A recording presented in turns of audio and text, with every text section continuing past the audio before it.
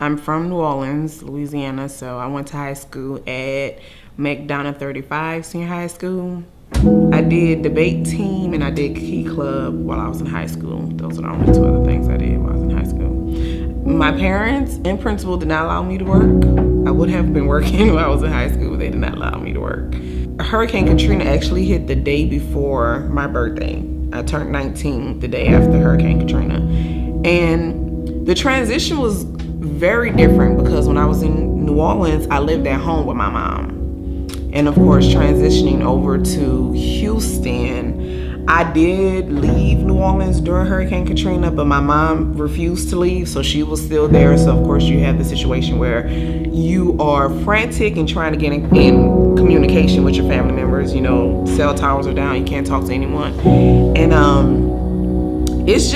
it really brought me into adulthood, being independent, because of course I had to go directly into working, paying bills, you know, figuring out how to do everything, and then you learn about your credit score and bank accounts and stuff like that. So it was a huge trend. It was basically going from being a child to an adult overnight.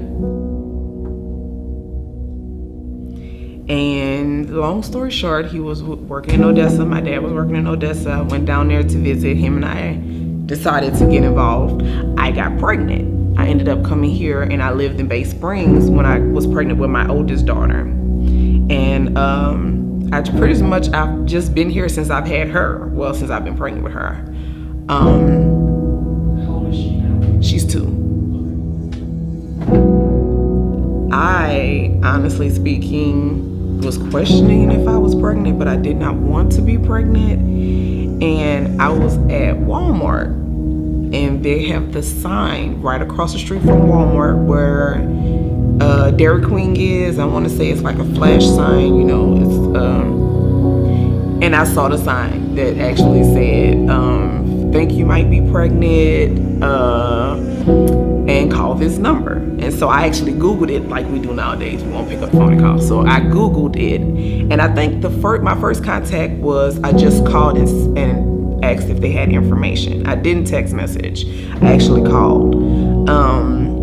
I made an appointment and I came in. They had me do the pregnancy test, and then I went back and I talked to Shirley actually. And I talked to Shirley for a while, and she asked me, you know, basically how I felt about if I was pregnant, you know, what were my options, you know, what was my situation, you know, how I was feeling. And I guess it was basically a buffer to kind of, you know, before we find out if you're pregnant, you know, what's your mindset on being pregnant before you find out, which was good.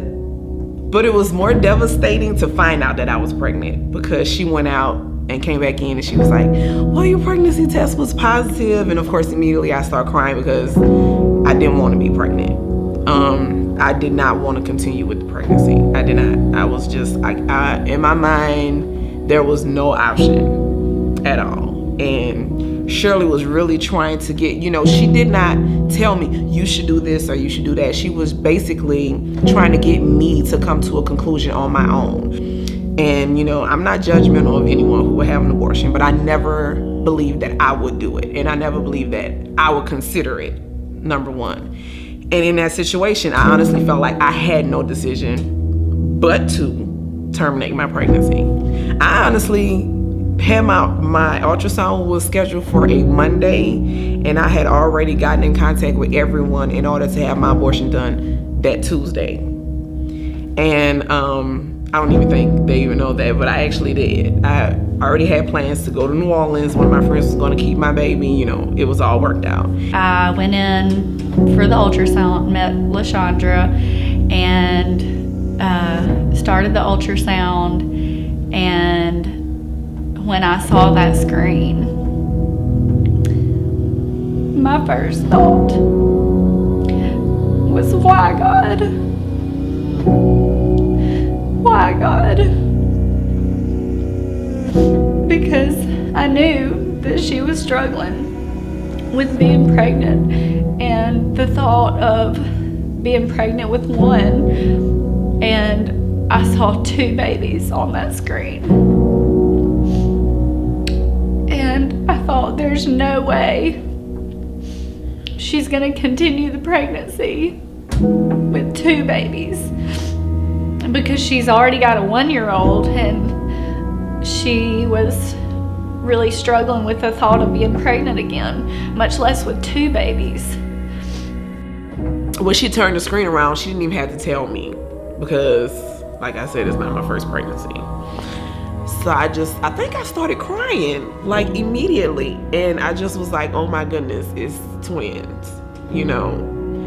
And I started crying because I already knew my decision had already been changed, because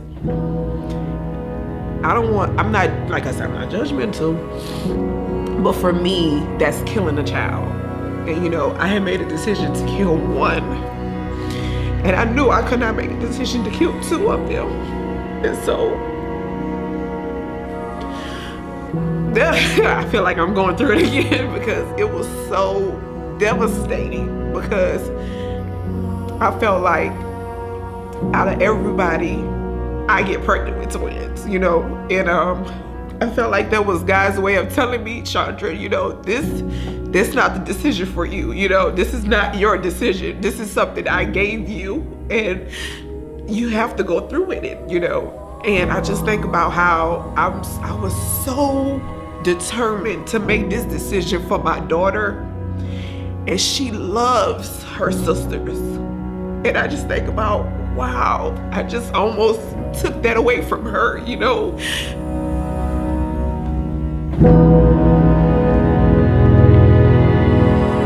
It was a life-changing experience, of course, but doing it here at Choices made it a lot easier for me to handle. Because like I said, you know, I had someone to talk to me. I mean, I had someone cry with me, you know, literally.